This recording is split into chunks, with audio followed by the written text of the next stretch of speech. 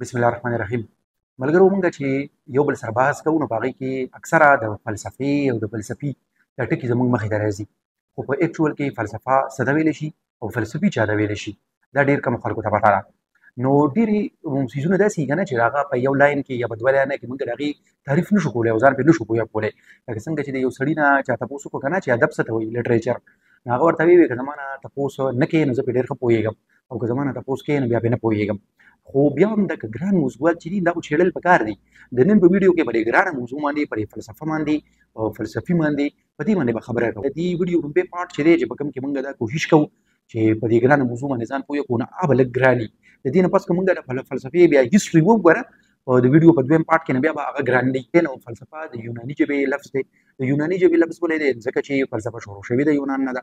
نو د یوناني ژبې د دې لفظ فلسفي مطلب چې دی، معنی چې د هغه ده علم سره محبت. نو په براډر سنس کې خو مونږ دا ویلی شو چې هر هغه سړی چې هغه علم سره مینه کوي نو لهذا دا فلسفي دی. خو په اکچوال کې خو داسې نه ده ګینې چې علم سره څوک مینه کوي نه فلسفي، نو بیا به څوک فلسفي. نو د فلسفې دویم ډیفینیشن چې مونږ کوو نو فلسفه مطالعه ده د څه د وجودو، د څه د وجودو د دې ټولو څیزونو چې په دنیا کې مونږ ته څوم ښکاري او څوم نه ښکاري. لکه مطلب دا دی څنګه چې روح مونږ ته نه ښکاري، الله پاک مونږ نه دی لیدلی، فرښتې مونږ نه دي لیدلي. دا ټول څیزونه چې مونږ ته کوم ښکاري او نه ښکاري د دې په وجود باندې بحث کول، د دې په اګزسټنس باندې چې شته او که نشته. دویمه کومه خبره فلسفه کې چې مونږ هغه ریډ کوو، هغې مطالعه کوو، هغه حقیقت دی، ریالټي د څه ریالټي د دې څیزونو که نه چې کوم څیزونه دي د دې ریالټي څه دی، حقیقت څه دی. او هندو فلسفي کې دا ویلی شي چې د هندوستان کې فلسفه راغی نه چې دا مونږ ته د دې څیزونو د حقیقت پته نشته. نو ځکه مسلې دي د ټولو مسلو جړه دا ده چې مونږ ته د دې څیزونو د حقیقت پته نشته. که په اکچوال کې مونږ ته د هر یو څیز د حقیقت پته ولګېده نو بیا به دا مسلې پاتې نشي. فلسفه کې بله مطالعه کېږي ایتکس د اخلاقیاتو، بلکې دا اخلاقیات چې کوم دي دا د فلسفې پوره یو لوی شاخ دی چې په هغې کې ګوډ او بیډ، رایټ اینډ رانګ، ټیک او غلط او په دې باندې بحث کېږي ولې ټیک دی ولې غلط دی. ځکه چې فلسفه د وای او د هو د دې دواړو چې کوم دی ولې او څنګه د دې د جوابونو تلاش کولو کوشش کوي. دغه شان په فلسفه کې په فیث باندې، په عقیده باندې، په مذهب باندې هم بحث کېږي. لکه ستاسو نه څوک دا تپوس وکړي چې فلسفي چا ته ویلی شي، نو ګورئ فلسفي هغه سړی چې هغه سوالونه جوړوي، سوالونه اوچتوي او د دغې سوالونو د ځوابولو کوشش کوي. اوس دا سوالونه څه دي؟ دا سوالونه ګورئ چې کله هم په دنیا کې کوم فلاسفرز تېر شوي دي، فلسفیان تېر شوي دي که نه، نو د هر یو فلسفي مایند ته چې کله لومړی سوال راغلی دی نو هغه به یا د ده د خپل ځان باره کې چې زه څه څیز یم، زما حقیقت سره یې، زما وجودو. دویم یا به د الله پاک باره کې، د خدای باره کې. او دریم چې کوم دی د کائناتو باره کې به نور هم راځي. خو دا درې چې کوم دی په دې باندې شارټ دي، زه تاسو ته خبره کوم. ګورئ د ټولو نه ډوبې د فلسفي ذهن ته دا سوال چې راځي چې زه څوک یم، زه هو ام آی. نو د دې هو ام آی دا جواب دومره اسان نه دی. ګورئ زه امیر ظهیر یم، د فلانکي زوی یم، د فلانکي کلي یم، دا زما هېڅ انټروډکشن نه دی،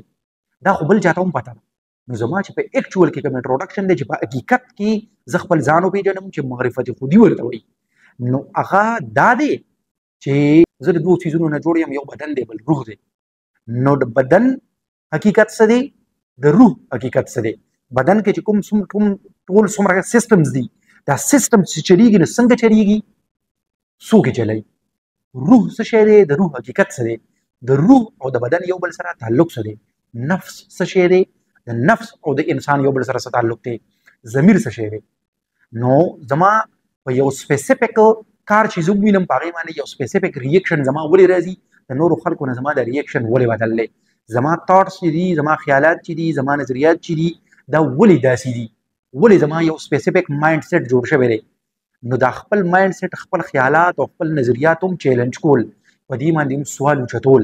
نو چې کله مونږ په دې باندې سوال اوچتو دا اسانه خبره نه ده. دا به بیا مونږ په دې کې په دې مایند سیټ کې مذهب هم پروت دی، په دې کې کلچر هم پروت دی، په دې کې نور هم ډېر زیات زمونږ چې کوم ویلیوز او نامز او پراته دي، دا ټول مو چیلنج کړي. د فلسفیانو ذهن ته کوم دویم غټ سوال راغلی دی نو هغه د کائناتو باره کې دی. ځکه چې دې مخامخ داسې وګوري، دې دنیا ته وګوري، نو دې وایي دا خو دنیا ده، بیانډ د ورلډ څه شی دی. لکه دې دنیا نه پله څه دي، دا دنیا جوړه شوې کله ده، دا به تر کله پورې چې کله دا جوړه شوې کله ده او دا به تر کله پورې دې کې ټایم راغی. نو وخت چې کوم دی نو وخت هم موست ډیبیټډ ټاپک دی په فلسفي کې. چې دا وخت په اصل کې داسې شی لکه موږ خو ګړی جوړه کړې ده نو ګړی خو ټک ټک کوي دا خو موږ اصل کې یو پیمایش دی پیمانه ده چې د دې نه موږ اندازه لګوو چې لکه 1 ګنټه تېره شوه 2 ګنټې تېرې شوې اکچوال کې وخت څه شی بیا د دنیا جوړه کړې چا ده نه د چا ته چې خبرې ځي نه بیا د خدای پاک ته خبرې ځي او ګورئ هر یو فلسفي چې پیدا شوی دی نه چې کم کور کې هم پیدا شوی دی نه کور خو یو مذهب والا که نه نو چې کله دی هم کوم ځای کې پیدا شوی دی کوم کلي یو ښار کې پیدا شوی دی نه هلته کې خامخا د هغه ځای کې د خلکو یو کنسپټ اف ګاډي د خدای باره کې د هغوی یو تصور وي نو دی د هغې تصور نه شروع کړي او بیا د ایگزیسټنس اف ګاډ د ټولو نه لومبې لکه موږ څنګه چې وویل فلسفې مو ډیفینیشن کې که نه چې د ټولو نه لومبې فلسفه مطالعه کوي د څیزونو د وجودو د دې وجود باندې سوالیه نښه لګوي نو په دې وجه باندې په فلسفه کې فلسفیانو ډېر غټ بحث اول په دې باندې کړی دی اباوټ د ایگزیسټنس اف ګاډ چې خدای شته او که خدای نشته اوس دې ځای کې یو غټه خبره او کوېسچن دا پیدا کېږي که نه چې موږ خو مسلمانان یو او زموږ خو په الله پاک باندې بیلیف شته نو بیا ولې کوېسچن کول پکار دي اوس پر عالمانو به مخکې دا ووایي نو بیا خو پر هغې چې کوم دی نه هغوی په دې خبرو ښه نه ګڼي خو په ایکچوال کې ګورئ په دې باندې ځان پوهې کول پکار دي که نه که چېرې زه یو غیر مسلمه سره کېناستم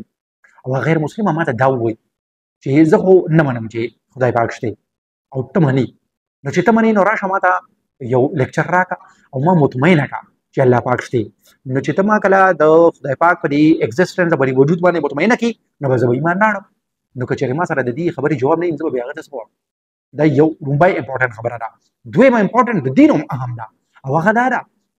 چې د بنده مایند ته خو پخپله هم کله نه کله دا سوالونه راځي نو چې دا سوالونه راځي نو یا خو هغه سوالونه په مایند کې ساتل دي او د جوابولو کوشش یې نه دي کول پکار نو چې کله موږ دا د دې د جوابولو کوشش نه کوو نو بیا دې ځای کې شکوک او شبهات پیدا کېږي نو چې شکوک او شبهات زموږ په خپله عقیده باندې پیدا کېږي نو یا خو به دقه شکونو کې ټول عمر ژوند کول دي او چې کله ته په شکونو کې ژوند کې نو یقین دې برابر نه دی د الله په ذات باندې نو ایمان څه ته وایي یقین ته نه وایي نو د دقې شکونو د مایند نه د اوباسلو دپاره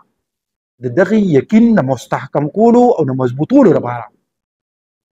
د الله پاک د وجود چې دی ایگزیسټنس اف ګاډ چې خدای پاک شته د دې جواب ما له اول په خپله د خپل ځان لپاره پکار دی د دې مایند د مطمئنه کولو لپاره نو چې مایند مطمئنه شي کنفیوژن به ختم شي او کلیرټي به راشي اوس په دې باندې نور بحث کوو چې څنګه به موږ مایند مطمئنه کوو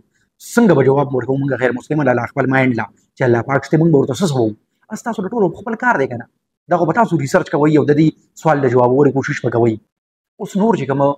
هارټ ایشوز دي چې په هغې باندې فلسفیانو وخت په وخت باندې په خپل منځ کې بحث کړی دی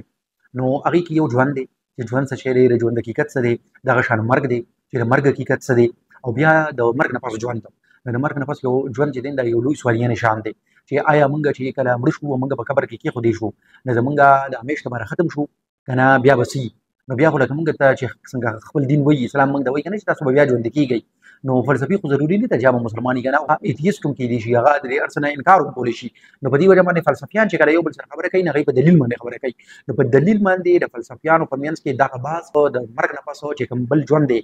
شته او که نشته نو په دې باندې هم ډېر بحث شوی دی دغه شان چې ما څنګه تاسو ته ووایي چې روح باندې نفس باندې په شیطان باندې ډېر بحث شوی دی د شیطان په کردار باندې د شیطان په حقیقت باندې اوس ګورئ که موږ لکه دې ته لږ سوچ وکړو خو د فلسفه تر ټولو نه اهم سبجیکټ دی امپورټنټ سبجیکټ دی دا موږ ته د څیزونو حقیقت ښیي نو په دې وجه باندې افلاطون چې کوم چې د دنیا یو غټ فلاسفر تېر شوی دی نو افلاطون د خپل خیالي ریاست لپاره چې آیډیل سټیټ ورته ویلی شي د هغې دپاره چې کوم د بادشاه کرسۍ وه نه یې د فلسفي دپاره مختص کړې وه او اکارډینګ ټو هیم لکه کینګ مسټ بي ا فلاسفر ځکه چې فلسفي پوهېږي چې ریاست به څنګه چلی د ریاست مور به څنګه چلی اوس لږ غونډه کې چې تاسو ته زه ډېرې تشریح کوم نه هغه ته داسې وکړم چې یو فزیسست لکه د فزیکس ماهر دی نو هغه د یو واقعي په وجه باندې بحث کوي او فلسفي چې کوم دی نه هغه د دې وجې په حقیقت باندې بحث کوي دغه شان یو